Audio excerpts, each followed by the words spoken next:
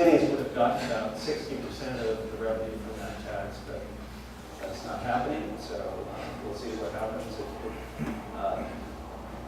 It seems to say something about lack of trust in government. I don't know how that can be addressed. I mentioned our general plan update. This is a major undertaking for a small city like us. We're in the middle of the general plan update with a large citizen advisory committee. They've worked their way through almost all the elements or components of the general plan. Coming up in July will be a discussion of the land use element, which is kind of among the different parts of the general plan is the one that is more equal than others, of greater significance. And then there'll be a check-in with the Planning Commission and City Council on what the General Plan Advisory Committee has come up with. And then we'll go into the process of preparing the actual general plan, including an environmental impact report, and get into a formal review process. And we're hoping by the end of 2016 we'll have a new general plan, but it's a long involved process. But we do have these general plan meetings and you're welcome to attend or provide comments on the issues. And we have a special website devoted to that project. Development projects, which people are always interested in. The Rialto has been going through a bunch of both interior and exterior remodels. They're going to have some new signs, some new banners. They got approval from the Planning Commission to serve alcohol in the theater. And so we hear that they're probably going to be completing all of their work sometime in July. So that'll be nice to see all that done. The former Ford building on Sebastopol Avenue is in renovation, and they did a small addition, created some upper story office spaces. So that is nearing completion. The Planning Commission just a couple weeks ago approved a use permit for Chimera Art Space, which is kind of it's a nonprofit, sort of a maker organization. They're going to take a big chunk of the space in the back, and they do interesting things. It's not true that the CDS project is dead. It's happening. They're in plan check with the building department and the engineering department right now, actively going back and forth between their consultants and the city staff on their construction plans. We heard that they were aiming to start construction in August, but it may be September for that project. Will be happening. The 961 Groundscape Highway South, a question on that? Just a quick question. Can you explain the whole thing about the drive-through? I never quite understood that. They're back. That was a part of the controversy, a feeling that drive-throughs don't belong in a more small-town pedestrian environment, and that stores with drive-through tend to have more traffic. And both the bank that was proposed at the time and CDS would have drive-through components. And now, through the settlement of the litigation, the project will not have any drive-throughs. 961 Gravestein Highway South, that's the project right on Gravestein Highway South, just south of the Foster Freeze site. Empty lot there in front of the Hollyhock Affordable Housing Development. That should be in construction later this year. It's 8 condominiums upstairs and 8 commercial spaces downstairs. Went through a difficult design review process and appealed to the City Council, but all that has been resolved. Speaking of Foster Freeze, there is, we think of planning development to do a major renovation of that property, that site, and for a restaurant that would be located there with an outdoor patio, more landscaping, so it should be a significant improvement. But we haven't received that application. We've seen some preliminary stuff from that applicant. And also development activity generally. We're seeing a slight uptick in interest in second dwelling units or granny units. A few single-family homes have been approved on empty lots that have been sitting there for many years with no takers. Down at the Barlow, part of the fallout from the hotel is freeing up some spaces for that they've been holding off for other types of uses, and one of them is the corner building down at Morris and Sebastopol Avenue, which the applicant originally was interested in having a restaurant there. And so the city had approved kind of a New Bell Mexican restaurant in the Barlow at another location, but we just heard that their plan now is to move that, it's called Cinco, to that corner building. It sounds like an interesting restaurant, and it will really kind of activate that corner and maybe help draw people into the Barlow. Other issues, water. There's a statewide drought situation. Sebastopol's water supply appears to be okay. The city monitors its well levels constantly, and we haven't seen any meaningful reduction in the groundwater levels that serve those wells, but it is being monitored. Meanwhile, we are asking everybody to conserve and be careful and use water wisely. One other issue that I wanted to mention is that the City Council and Planning Commission have been talking about what's called a formula business ordinance or chain store ordinance. Sebastopol doesn't have one of these. This is kind of one of the outcomes from the whole CBS discussion of whether the city should restrict chain stores. So the Planning Commission had a whole series of meetings to thresh through the different issues and aspects of an ordinance like that. The City Council has had one meeting so far, and they'll take it up in July in earnest, and it looks very likely that they will adopt an ordinance like that. And then also at the Barlow, the city has reapproved their street fair, so that will be starting up again. And this time it includes the possibility, anyway, of a farm market. This would be a Thursday night farm market, and they have been in discussions with the downtown farm market people to possibly operate that aspect. So that's my quick update. Open for any questions. The South Point Center, Roundtable Pizza, can we? Yes. Yeah, the Roundtable Pizza, which is not the same operator as had the Roundtable for many years in downtown Sebastopol. They got approval for a restaurant at South Point Center in the former Curves Sioux Circuit space. So there's a whole bunch of moves happening down at South Point of some of the tenants moving around and Roundtable going in that corner space. And they'll also have a small outdoor patio kind of on the highway side with hopefully a solid glass screen, because it's very noisy due to the highway right there. But it should be a nice improvement. Our club does the Asian Festival at Ice Park. Our club does the Cajun Festival at Ice Park. And what, you said there might be some changes to Ice Park. What are those changes going to be?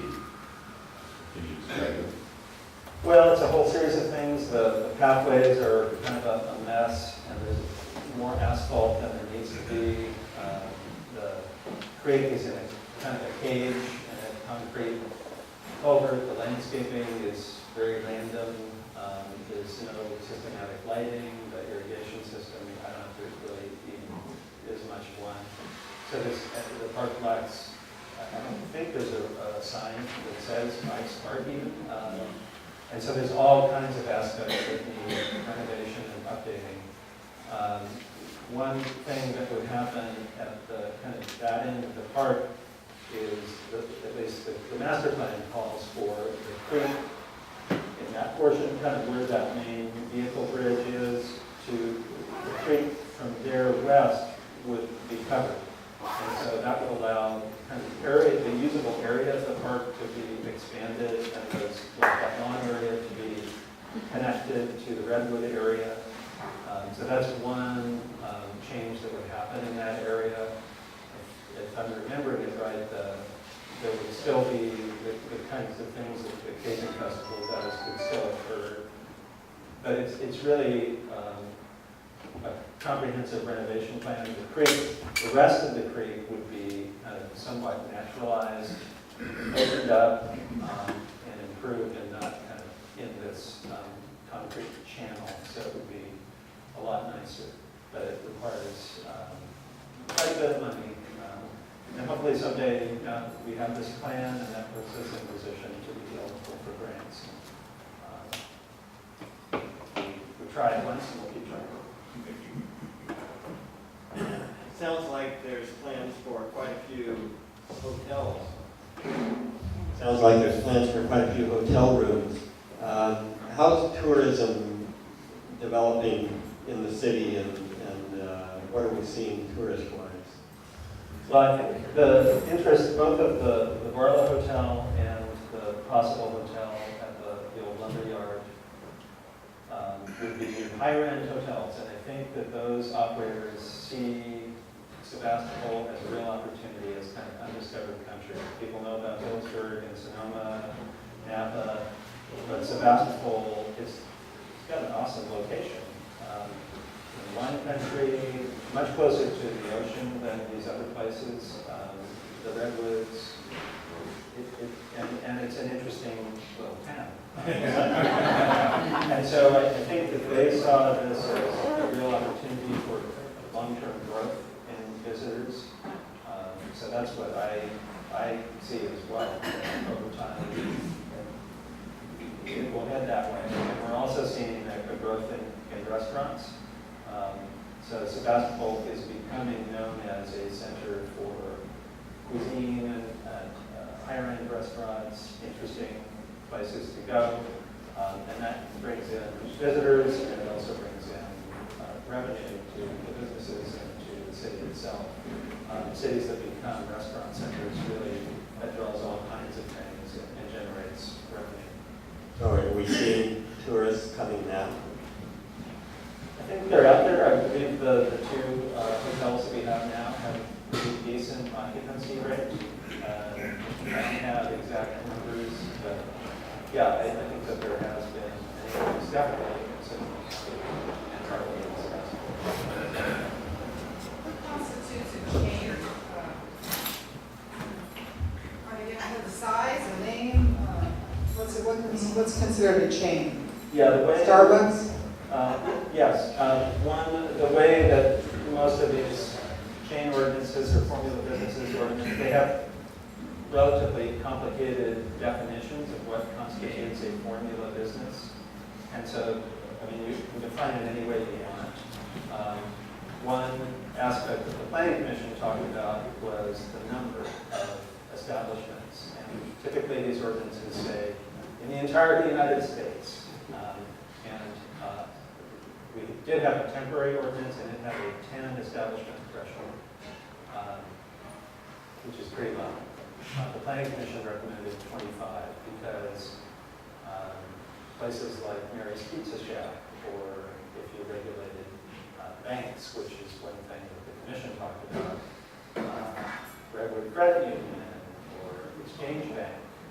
Really, do you want to restrict that? Or Copperfields is the classic example. Calistoga was one of the first cities with one of these ordinances. They enthusiastically adopted it, and meanwhile, Copperfields was trying to locate a store in Calistoga. But under the new ordinance, they were defined as a chain store, and so it couldn't go there.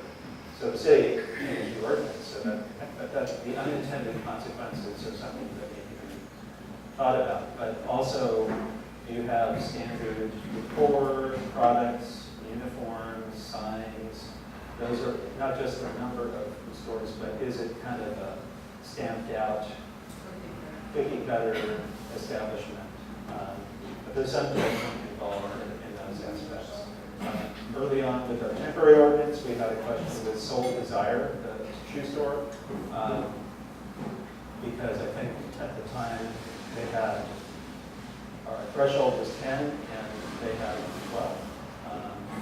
But we determined they would not be forming the business under that ordinance because the employees didn't wear uniforms, they didn't have standard signage, they sold not just one, the majority were shoes, well, they were from all kinds of different manufacturers, so we were able to say that they weren't a chain store, which made people happy because a lot of people wanted to see that. So be here, but again, that these ordinances can do things that you may not anticipate. So how does that affect a small chain, like, or not a small chain, but a small store like Subway? as an example? Subway would probably be considered a chain store, and yeah, franchises can be chain stores, so if they have standard menus and Baskin Robbins. So yeah, that would probably be considered a chain. Another piece of the debate is, well, maybe there should be strong restrictions in the downtown area, but maybe not outside of the downtown. The new owner of Redwood Marketplace has appeared at a number of meetings saying, like, we don't want to compete with the downtown for tenants, and so why don't you let chains be open to those on the outskirts? Because otherwise, we're going to go after the same unique tenants as the Barlow or people in the downtown. And they're also concerned about the departure of CVS from the Redwood Marketplace. And Lucky's is kind of marginal. But who could replace them, and if there are restrictions or rigorous demanding process that may scare away some people. With regard to the general plan, is anything happening with the bypass from Laurel Road to Occidental Road to alleviate traffic? Yeah, that has come up in the general plan discussion, and it will be something that the general plan calls for. Again, it's kind of more to work on, investigate. It's outside of the city limits, so it would require the city and the community to really work with the county and maybe Caltrans on those kinds of ideas. And that we had the Long Road bypass in the current general plan. It's been an idea for, I think, close to 50 years.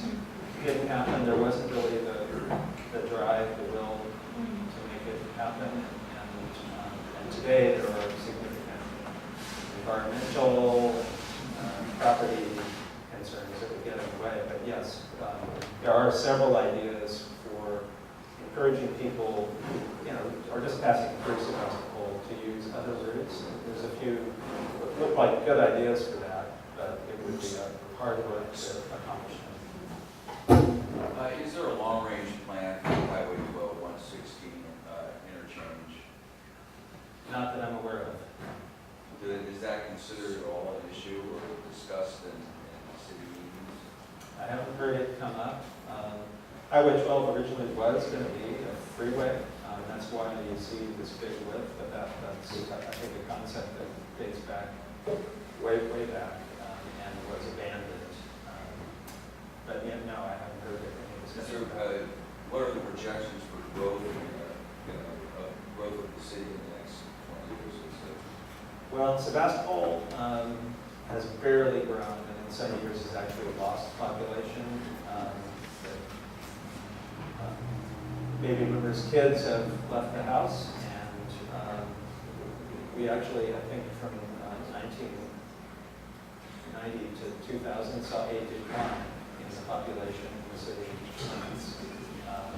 There's been, we think, a slight, 100 or 200 people increase since then, but it's minimal. So the growth that people thought was going to happen in the city anyway, very, very minimal. And the chances are that there won't be, in terms of population, a whole lot of population growth. But there's other things going on. I mean, when I was a kid, I didn't have a car to drive to high school.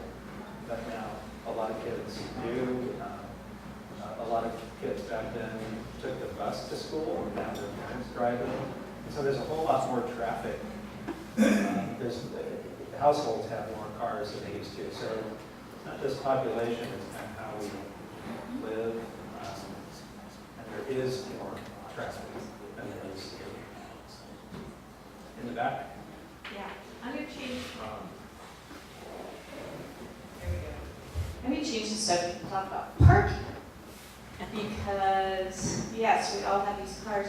And the other thing is, there's the city's fast food and then there's the sphere of influence, which I live out in a sphere of influence, which means I have to drive into town.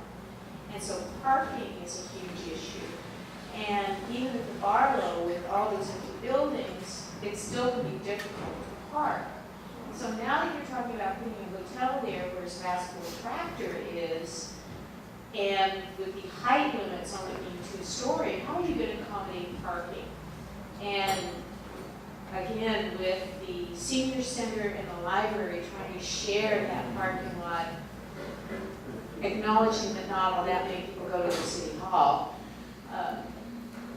parking is a huge issue, and how is the general plan going to try to accommodate that? Good question, and it's an ongoing debate. Some people feel there's a shortage of parking, other people feel that parking is out there, but you may have to walk a little farther. You may not be able to park where you want. The general plan is talking actually about reducing parking requirements. And then another project I should have mentioned is what's called Ungrove Square, which is in the city parking lot next to Hopper. The city put out an RFP, request for proposals for development of that property of an unknown type, and possibly including, like if the city were to allow development there, maybe the developer would build some space for a new city hall or a new library or something. But an unknown question is, that parking lot is heavily used. Would that parking be replaced or not? We don't know. So the city will receive whatever proposals there are for development ideas in August. But that would potentially reduce a key parking resource. Thank you, Kenyon. All right, here.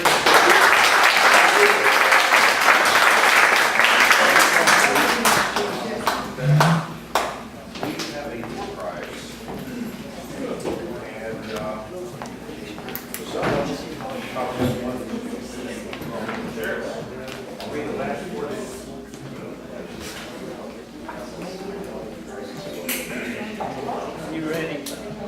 Okay. And the winner is 2347. 2347.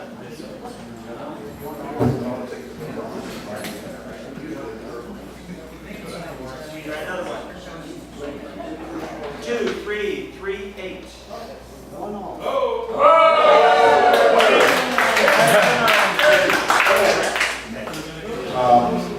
This is a bottle of, a John Little bottle for us, and with every bottle goes a donation out to the program.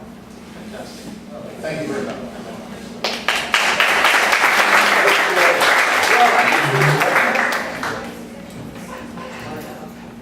We got more money in the pot here. Let's see. So, there is an ace. And let's shuffle this back out a bit. Okay, so what you have to do is draw the ace.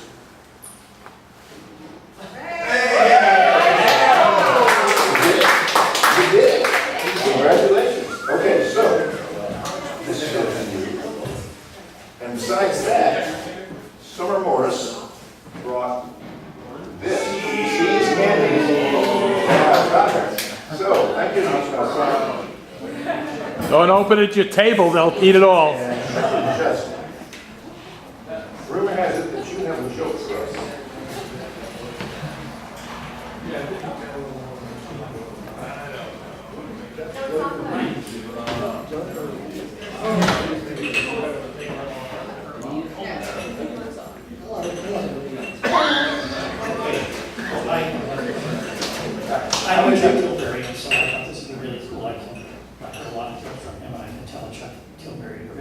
then I realized I would have to change quite a few words to shield the innocence. And, to shield the innocence, I would have to change a few words, at least in any Chuck Tilbury joke that I could remember. So I decided on another one, and then on the way in this morning, I realized this is Rotary, and I'm not sure there are any innocents. And so I could tell a Chuck Tilbury joke, but then at breakfast I remembered we had guests, and so I put that off. But I thought of another one, but I need to tell it over here in the event of an outburst. I may need to intervene because it's an accordion joke. And I heard this, I think, on a Boz Scaggs presentation. He had a friend that was a great accordion player. He had a wonderful and very expensive accordion. Boz Scaggs did not like accordion music, but he cut his friend some slack because it was so good. And his friend told him that he had gone to stop at a pub, he expected to leave. The accordion was on his back, the backseat of his car, and he thought about putting it in the trunk, but he thought, I'm not going to be here that long. So he locked up the car, went to the pub. When he came out, sure enough, the side back window was smashed, and there were 2 more accordions on the back seat.